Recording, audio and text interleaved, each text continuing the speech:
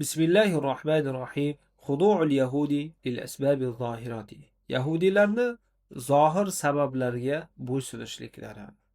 Wa khada'al yahudu wa hum ummatun kathara fiha al-anbiya'u lil ulumi sa'idati fi asrihim. Yahudilar, holbuki ular ichlarida payg'ambarlar ko'p bo'lgan bir ummatdir.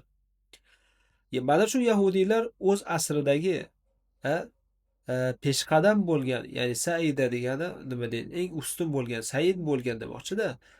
Peshqadam bo'lgan ilmlarga bo'ysunishdi. Washtahara fihi inkaru ruhi va ma yattasilu biha. Va ularning ichida ruhni va unga aloqali bog'liq bo'lgan narsani inkor qilishlik mashhur bo'ldi. Ya'ni ular mana shunaqa ruhiy, muqaddas narsalarni inkor qilishar edi. واعتادوا أن يفسروا كل ما يرونه تفسيرا ماديا. Va ular ko'radigan narsani barchasini moddiy tafsirlashlikka odatlanishdi. Odatlanishdi. Ya'ni ular nimaiki ko'rsalar, faqatgina u narsani moddiy deb ko'rishar edi. Ichida nimadir o'zgarishlar bo'ladi va hokazo deb ko'rishar edi. فلا وجود لشيء عندهم ولا إمكان لحادث إلا بالسبب والعلة.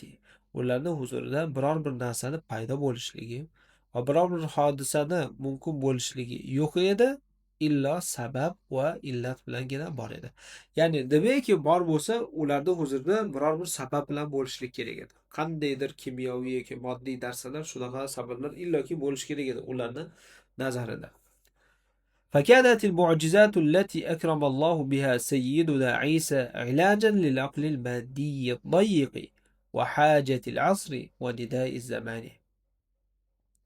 Alloh taolo u bilan Sayyidimiz Iso alayhisalomni ikrom qilgan mo'jizalar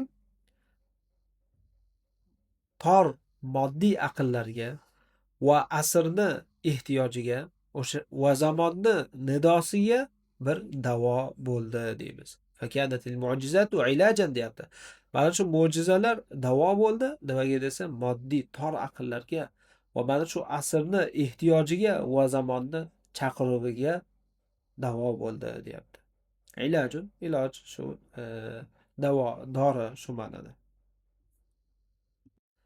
وأمعن اليهود يهود ديمس وأمعن اليهود في الوقوف عند المظاهر والتمسك بالقشور دون اللباب والتشبث بالمظاهر دون الحقيقة.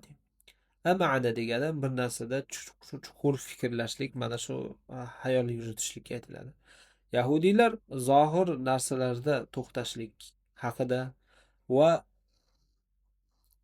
duna lubab degani lubbundan olingan anaqa mag'iz bilan emas, mag'izni emas, balki po'stloqni ushlashlikka, haqiqatni emas, zohir narsalarni mahkam tutishlik haqida yahudiylar chuqur fikrlagan edi.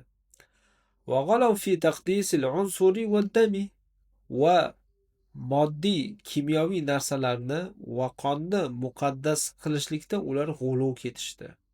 Muqaddaslashlikda g'uluv ketishdi.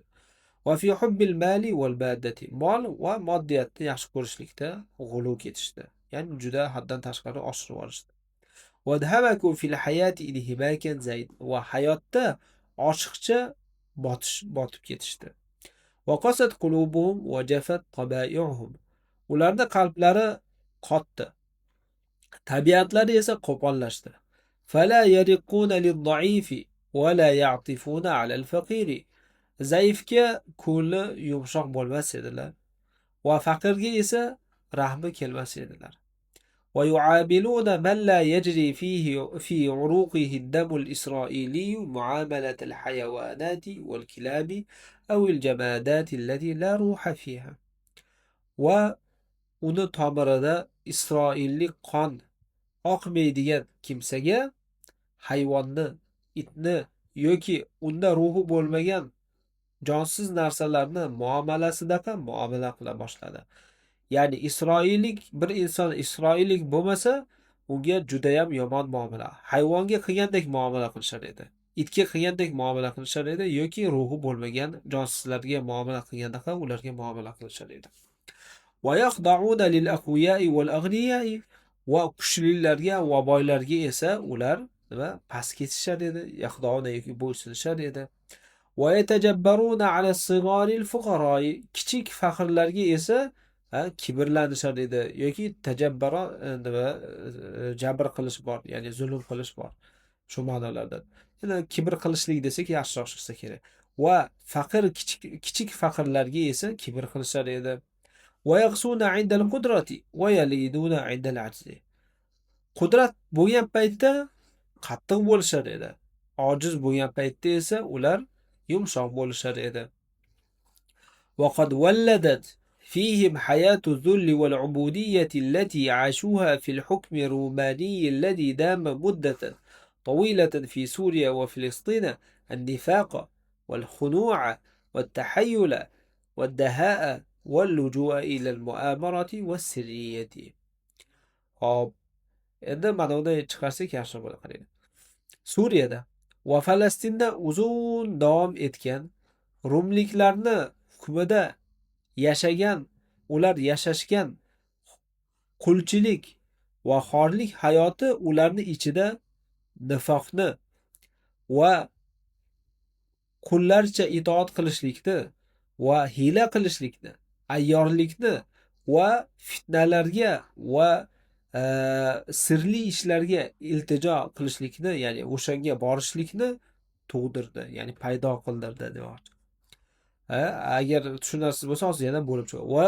Va qad waladat fihim hayatu dhil wal ubudiyati. Xorlik hayoti va qulchilik ularni ichida paydo qildi, ya'ni tug'dirdi. Nimani desa, an-nifaqo deyapti. Nifoqni tug'dirdi deyapti. Wal xudu'a va xorlikcha itoat qilishlikni, qullarcha itoat qilishlikni tug'dirdi deyapti. Endi mana shu ubudiyatni sharhlab aytyapti. Mana qulchilik shunaqa qulchilik ediki, rumliklar hukmida ular yashashgan mana shu qulchilik paydo qildi deyapti. U rumliklar shunday kimsalar ediki deyapti, Suriya va Falastinda uzun muddat davom etgan rumliklar hukmida ular yashashgan mana bu qulchilik va xorlik hayoti ularning ichida munofiqlikni va xorlarcha itoat qilishlikni, hiyla qilishlikni, ayyorlik qilishlikni, fitnaga va sirli ishlarga borishlikni tug'dirdi deymiz. Ya'ni ular shunaqa xor va nima deydi, o'ta past quldek yashaganliklari uchun ular ichida nima deydi, har xil hiyla, mana bunaqa ayyorliklarni paydo qildi.